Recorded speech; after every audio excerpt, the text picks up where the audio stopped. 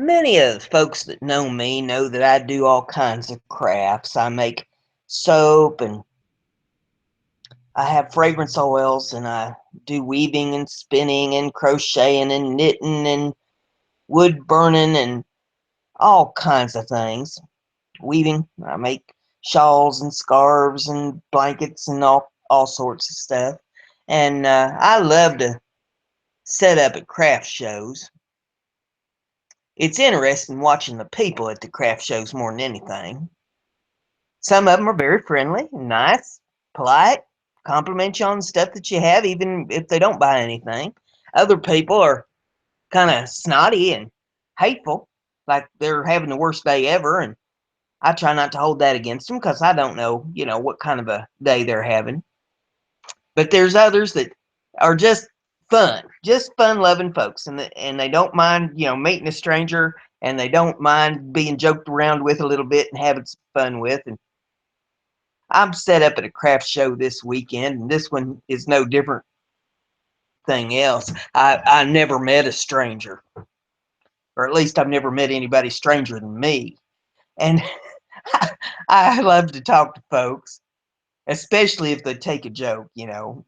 And I, I had several people come around, talking to me today because I was doing weaving demonstration and showing them how I make things on the loom. And we talked about different kinds of looms and talked about their kids and the stuff their kids make and things that their grannies taught them and, all sorts of things like that.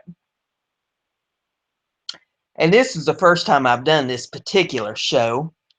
They had all sorts of entertainment there at the show today. And this morning, they had some bluegrass fellers up on the stage playing some bluegrass music. It was a lot of fun to listen to, a lot of old songs that I remember hearing from years ago. And there's the Daughters of the Revolution was set up behind me, and it's the bicentennial here in Indiana. So they had the bicentennial people set up on one side of me.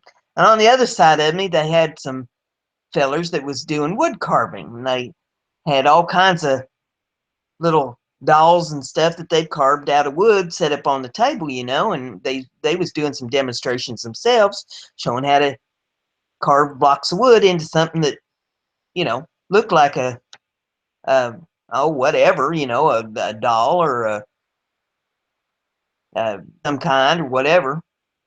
Now, if I tried to do something like that, I don't know. It'd take a lot of practice, I know that much, because I'd start out with a block of wood and end up with a pile of shavings is what I'd end up with. But I was watching one feller there this afternoon, and he was carving, and he'd draw out his design on the block of wood, and then he'd carve a little bit, and he'd draw a little more, and he'd carve a little bit. I noticed underneath his chair, he was getting a big old pile of shavings down there in the grass underneath him. And so when things calmed down this afternoon, none of us was real busy there for a little bit. There's always breaks in the crowd. And I walked over there and sat down beside him, and he'd been over and talked to me for a little bit, so we kind of had struck up a little bit of a conversation. And so I sat down beside him there watching what he was doing, and I said, "You know what?" He said, "What?" And I said, "Years ago, I was walking out to the mailbox one day, and I had to walk underneath a big maple tree out in the front yard to get there. And I noticed down on the ground around that maple tree, there's a big old pile of shavings. And I wondered what in the world had made that mess out there underneath that tree." And he said, "Well, it wasn't me." And I said, "Well, I'll tell you what, I looked up there in that tree, and there's 3 little woodpeckers poking their head out of a nest up there in that tree, where a woodpecker poked a hole up there in the trunk of that tree. And babies was kicking the shavings out of the nest out there onto the ground." And I said, "It looked a lot like this pile of shavings that's here underneath your chair." And he looked down and noticed the pile of shavings under him. And I said, "I got to looking at that a while ago, and I thought, Lord have mercy, he's a woodpecker." And he looked at me real funny. He said, "Well, the comment or not?" Oh, I thought that was funny. And I mean, he did eventually laugh about it too. He didn't quite know how to take that. Ah, and I had some fun with the bicentennial people today. They were selling shirts for the bicentennial, selling T-shirts out there. And the one fella that had been doing it all day, oh my goodness, he had sold the heck out of them T-shirts, but he had to leave. That he had to go to this evening, and he couldn't stick around. Another fella took over, and I told him, I said, now listen, you got to sell the rest of them T-shirts before you can leave here. You ain't going no place till them T-shirts is sold. Oh my goodness, I think he sold one in the 3 or 4 hours he's sitting there. I told him when it was time for us to leave, I said, I'll tell you what, you're pitiful at selling them T-shirts. You need to get one of them T-shirts out on and model it. Get up there on that stage, and I said, I could have narrated for you. And he said, yeah, that's what I'd be afraid of.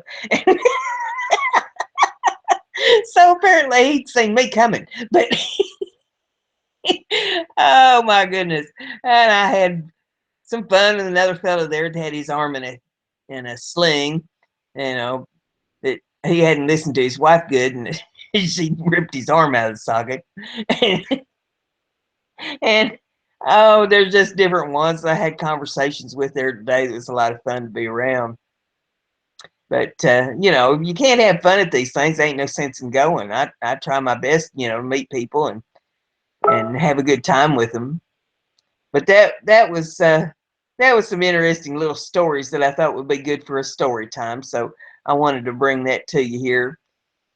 And I have another exciting day at the show tomorrow. So we'll see how it goes. We'll see what kind of trouble I can stir up.